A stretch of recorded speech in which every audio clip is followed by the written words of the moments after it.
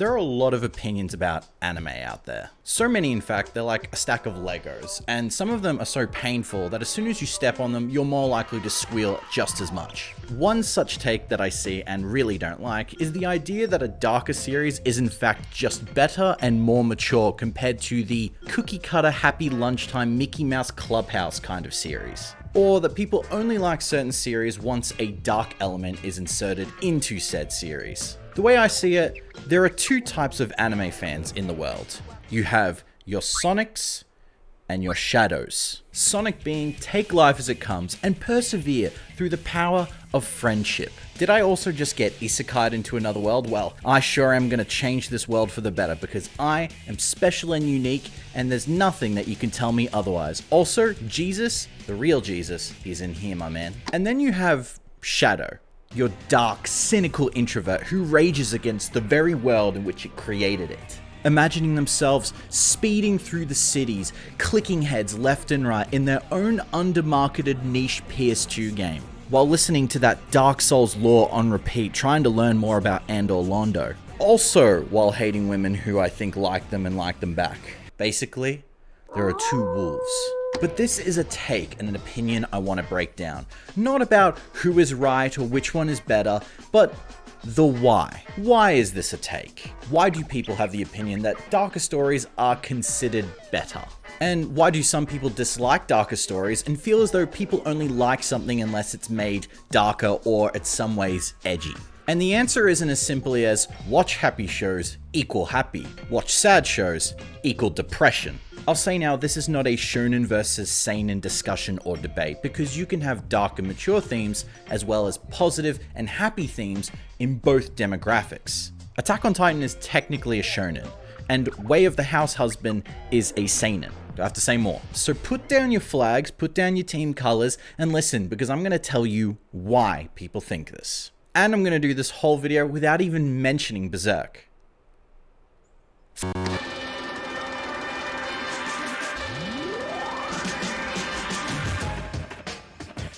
Before I bust out my knowledge and put some of my bachelor degree to actual use, I want to emphasize this isn't an argument or a debate I have a particular side for. I've watched all of Digimon Adventure when I hit 20 years old. I know, impressive. And I also like Berserk. Fight Club is one of my favorite movies of all time, and this is literally me. And every now and then I'll do the odd playthrough of one of my favorite childhood games, Kingdom Hearts. And yes, I do know the lore. So I have no skin in this game. This is low stakes for me. To start off, I want to talk about how this take came about. And I think it starts with the rise of anime inside popular culture. Because as more people get into anime and house its space, it becomes less and less niche. The taste of what each person views as anime content starts to actually widen. And this goes for any type of entertainment in any kind of medium. Ever heard of a game that people have actually been playing for years you've never heard of? Or a TV show that's been running for 6 seasons that you also haven't heard of? Anime is slowly getting to that point, and some would argue we're even there, because you'll find yourself seeing a show and asking, what is this? And who is watching this? Now, I think all entertainment enters into this cycle of what the audience tastes want. Back in the Stone Age of 2000 with normie TV, people were starting to get tired of the morally righteous and correct characters in their drama shows. This all capitalized in a little show called Breaking Bad, where famous meme artist Walter White himself goes from chemist teacher to meth maker. And as it was starting to get bigger and bigger, TV decided to double down with a little fantasy series called Game of Thrones. This series exposed a general audience to dark themes and kind of unlocked that in the natural zeitgeist. As someone who loved playing fantasy games and watching fantasy series growing up, my little brain was shocked to see not only boobs, but also impalement could be in a fantasy series. Dark fantasy was not a concept to me yet, and was the same for millions around the world, so they introduced mature themes into all these other TV shows, thus widening the ability of what people could do. As the audience becomes more open to new experiences and stories, so do they to new mediums, like anime.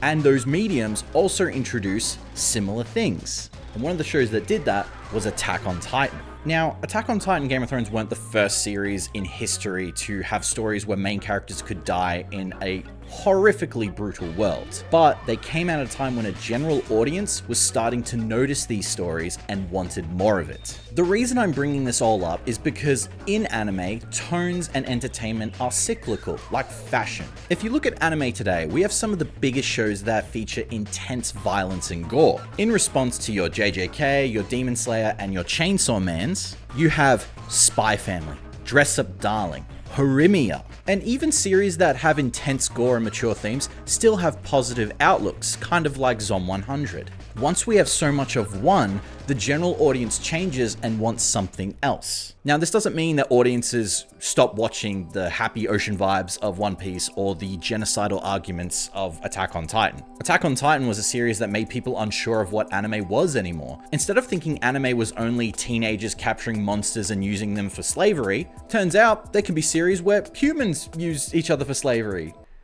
Yay! And having a series like Game of Thrones, which was popular at the time, where anyone can die, felt fresh for anime, at least for these new audiences. Regardless, we have so many series nowadays that cater to both the dark, edgy Shadows and our happy-go-lucky Sonics. And the reason why is because the viewership is just becoming more diverse, and the numbers prove that if an audience wants something, the creators will provide for it. Now, getting into the main meat of this take that people only like stories unless they get darker, or if a character who was previously happy in a very happy story starts to get a little bit more edgy. To start with the darker ones, you could say that people have a fascination for the scary or the horrific. There's a quote from Neil Gaiman. He's a very well-known author who's made American Gods and Sandman.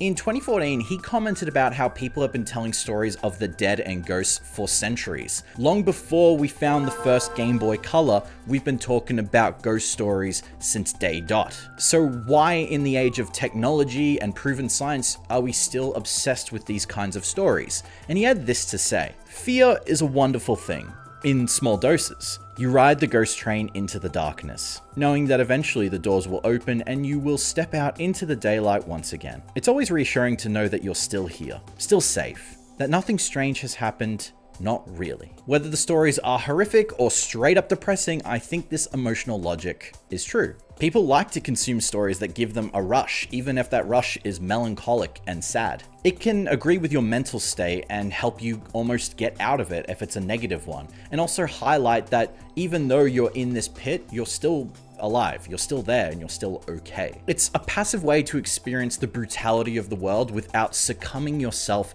to it personally. Take this insightful comment from a very smart viewer. Negative art is controlled negativity. When one has a need to experience negativity, it is easier to cloak themselves with fictional negativity of their own life. Thank you, Igor. Very true. Thank you very much. You're very cool, you know? You're very cool like that. I like that about you, Igor. I like that. Now, that's not to say that there aren't stories out there where characters always lose and there's always a bad ending, because fuck you, that's life. For sure there are. And people do like these because it can represent their mental state or even their own perception of the world. Which leads to this mentality of only enjoying one can be a double-edged sword in itself. You spend too much time living in that Sith Lord mansion of stories that you start to believe the world is a true hellscape, and that life is not fair, and literally all these guys are me. But the same could be said about the opposite. Enjoy too many of these joyful stories in your Jedi temple built on sand that does not let Anakin be Grand Master? What? Eventually, if I keep experiencing these happy stories, this void inside me will fill, right? Eventually, I'll be happy, right? Come on, let's put on another episode, right? Come on, there's another episode. Come on, like, please, Anya. Anya's making me feel okay. Please, there's another episode, right?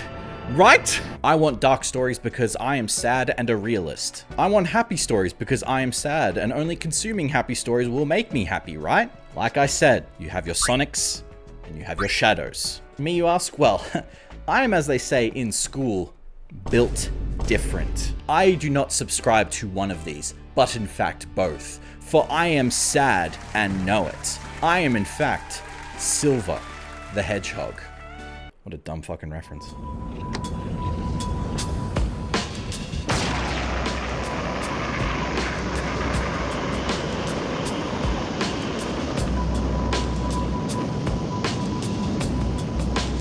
There is a reason why people tend to gravitate towards one or the other. If you want to watch happy shows, that's great, go for it. If it makes you feel good and it entertains you, good. But don't expect people to just be happy because they only consume happy content, because eventually the real world's out there and something bad happens to you, you do sometimes need to wallow in it to get past it. Same with darker stories. Yes, man, the world is fucked up. Yes, you are correct. You're a realist. I get it. But you need to still go outside and find some joy out there. Otherwise, what's the point? Regardless, people need either stories to get them out of a slump, maybe to help them realize that they're stuck in a loop, or make them realize that there is an alternative. Trust me, the reasons can be as deep as shallow as you want them to be. Do you like Pirate Show? Then keep watching it. Do you like Chainsaw Man with 2D breasts?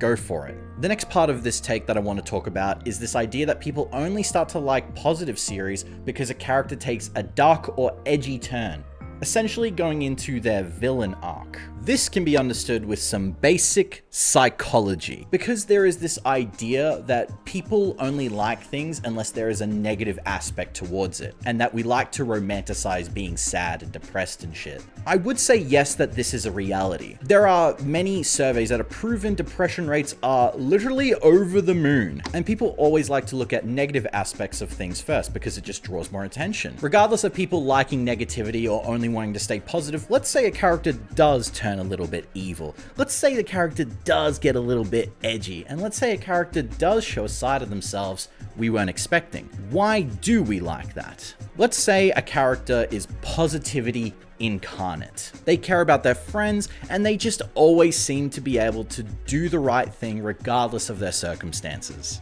But somewhere along the way, they hit a bump, a stone in the road. They become unsure of themselves, and we start to see a version of them that we never thought we'd be able to see. Angry, selfish, or just downright hollow. We start to see this character showcase a range of emotions that we would never expect them to do. It's almost like they're becoming more developed as a character.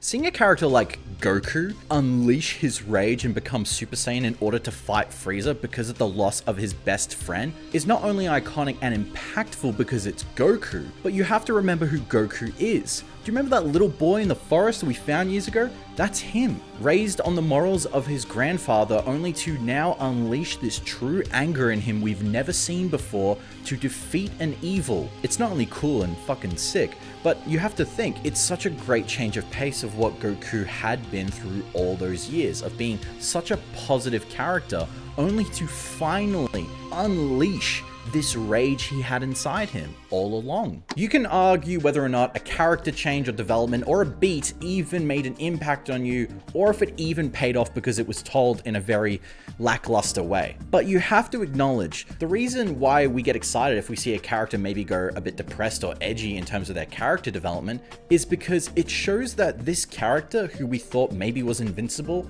and was always happy, is just like us. They're human. They're flawed.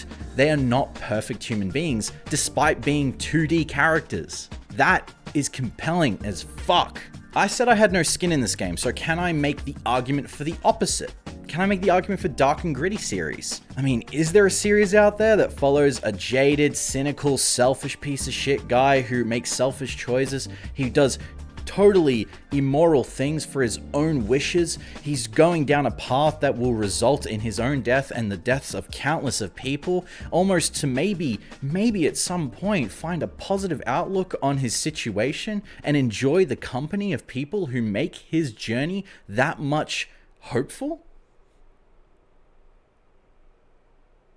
Obviously, yes, there is, but not just Berserk. Fuck. You can do the same for characters in Gritty stories. Look at Vagabond with Miyamoto Musashi. Through the entire series, he spends his time trying to find true strength, to become the greatest swordsman under heavens, and he kills many people who he doesn't really have a personal grudge against, despite knowing he has to beat them to prove he's the strongest. But eventually, upon achieving it, he starts to wonder if what was the point in any way? And to see him smile is so out of nowhere and quite gratifying, to tell you the truth. Seeing characters smile in these dark and gritty stories and find hopeful things actually makes the world in which they're based in that much more compelling, because without any reason to go on in spite of these dark circumstances, all this gore and all this hellscape and all these bad torturous vibes, it's just set dressing. And I guarantee you're having people saying the opposite about these series. Why are you trying to make my characters all happy and hopeful and shit? That's not what I want. It's not how I feel. The issue isn't trying to interject negative or positive attributes into stories to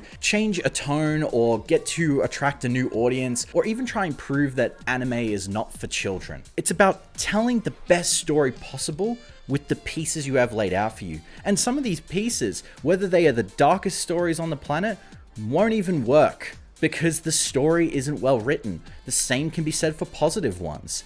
The idea that people only like things if they're darker or more mature, I think is a surface level observation and not really looking at entertainment and stories that are told. If you're not interested in one kind of story or the other, that's fine. I'm not here to tell you what you should be watching. But I do think it's a stupid thing to criticize the opposite and say in order to fix said story is to interject things of what you like into it. These arguments are like saying, okay, we have this roguelike, but we have some balancing issues with the difficulty, so let's just change the game into an FPS battle royale. That shit doesn't make any fucking sense, man. What I love are stories that try to tell the best versions of themselves. But let me know what you guys think in the comments below. If you think I am correct, if you think I'm wrong, if you think, fuck you, Mugen, I only like happy stories and I only like dark stories, please do not ever speak again. Let me know in the comments. I'd appreciate it. Thank you again for watching till the end. I do really appreciate it. If you like the video, you should probably like it. Hey, leave those comments, please. I'll read them. I read them. I do actually read them. But thank you again for watching. I really appreciate it. My name's Mugen. As always, have a good one.